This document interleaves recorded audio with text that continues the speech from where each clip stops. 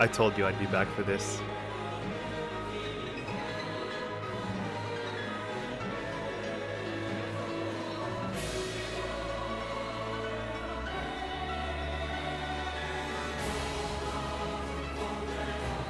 How are we going, everyone? My name is Rakunx. Thank you guys so much for clicking on this video. Remember how I said this could be Rodin, but not Rodin at the same time? So let's erase the Whittingham lover theory out of the picture for the moment, and let's dive into what I call the Schrödinger's Rodin theory. Before you watch this video, I highly recommend you watch the previous one, A Witch with Memories theory. That'll make this theory make much more sense. So click that link on your screen or in the description below. Alright, now you're here. Remember that I told you that there are two timelines in the Bayonetta series. Our Bayonetta bringing the little one back creates this alternate timeline. And the Bayonetta we see in the Bayonetta 3 trailer is in the second timeline. So yes, I believe that Rodin is this entity. As you've heard from other theorists, this guy is a purple flame. Rodin has the ability to use purple fire.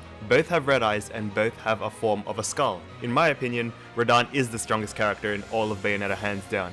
I believe being able to take out Jubelius and Shiba. Of course, you can beat Rodin in the games as a secret boss, but I think that's just the main character syndrome talking. Rodin has the most experience and has lived the longest out of every character, awarding him with the name the Infinite One. I believe Rodin is one of those characters within a series that cruises by the story, doing his own thing. They don't intervene with the main character's adventures most of the time, and only step in when it's absolutely necessary. They aren't really part of a hierarchy or team. So I'm not talking about characters like Mori-san, All Might, or Julius, even though they are stronger than the main protagonist and leaders of their team or hierarchy. I'm talking about hidden characters that have their own agenda.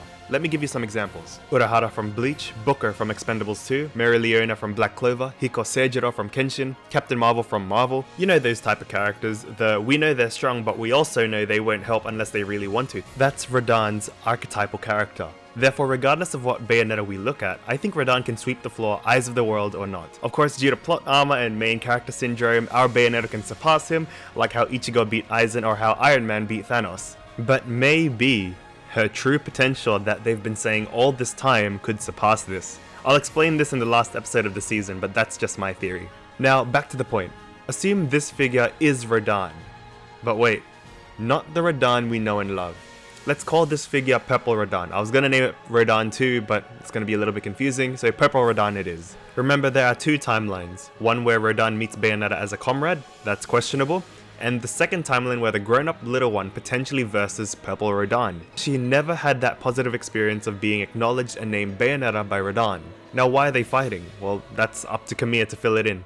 We can only speculate at this point. Therefore, I believe Cereza will be in a quarrel with him in this form, on what I believe is his Inferno form. Why do I say that? Well, let's look at continuity. We versed the strongest in the Paradiso realm and beat him. We versed the strongest in the Chaos realm and beat him. But what about the strongest in the Inferno realm? Rodin of the second timeline could have been more known as a ruthless killer in that timeline's version of Inferno. What if this timeline's Rodin awakens his true form? Not necessarily the one we've seen him when we versed him in Bayonetta 2, but this fiery entity. Now that means the Rodin of the first timeline is not the antagonist of Bayonetta 3, but the Rodin from the second timeline is. As I've pinpointed before, the event of the Bayonetta 3 trailer doesn't have to be a literal event where they verse. Just like how the teasers for Bayonetta 1 and 2 were just placeholders and alluded to what was going to happen. Now, here is when I get speculaty. Is that even a word? I believe that the fight in the Bayonetta 3 trailer is something that our Bayonetta of the first timeline is going to prevent. With time travel. What happens is anyone's guess. I've said this in the previous video before. Remember, theories are theories until they reach something new. That's when it becomes speculation. So we can speculate that the plot of Bayonetta 3 will involve something along the lines of the Bayonetta we know and love beating the Inferno god of the second timeline, Purple Rodin, to quote-unquote prevent this Cereza from dying. I can just imagine it. Part of my shonen senses, but I can just feel that this next scene would be an awesome scene if it were to happen. After the events of Bayonetta 2, Bayonetta from the first timeline somehow finds that there is turmoil in another timeline.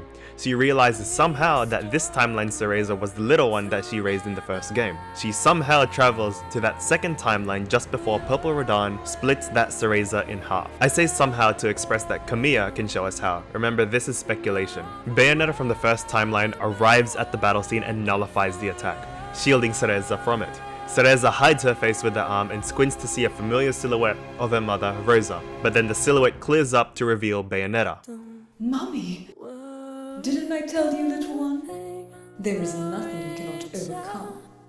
Teresa gets up and a beauty mark appears on her bottom right chin, mirroring Bayonetta's from the first timeline. This may be her positive experience that she'll have fond memories of. End scene. There is nothing you cannot overcome, is what she told her before she sang her a lullaby. Does this sound familiar?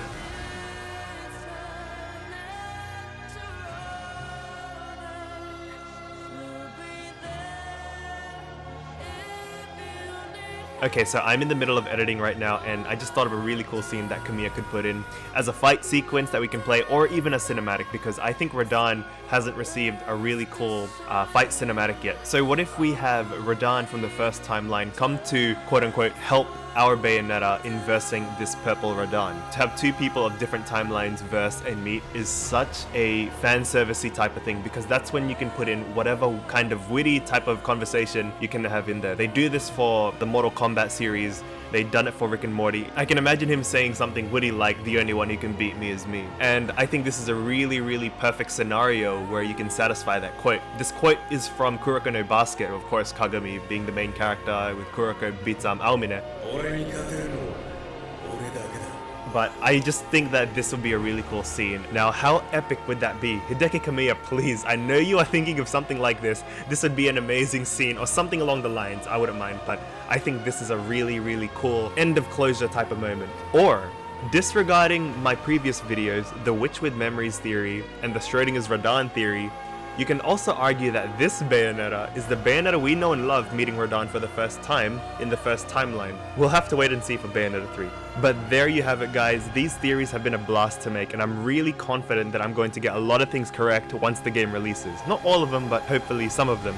These theories now made me think, wow, this is why they haven't released anything about the game, especially as a trailer or another teaser. There's so much complex things happening that probably even one hint could mess up and spoil the whole thing. And remember, the Whittingham lover theory could still be this entity, but I believe the purple Rodin theory is much more plausible and it kind of fits more smoothly with the rest of the plot. Now, let me know what you guys think in the comments below. I will be responding to every single commenter because I love you guys, and I really, really hope you'll be joining me for the next episode. I'm Rakunx, I'm restoring a knowledgeable universe now, and bye.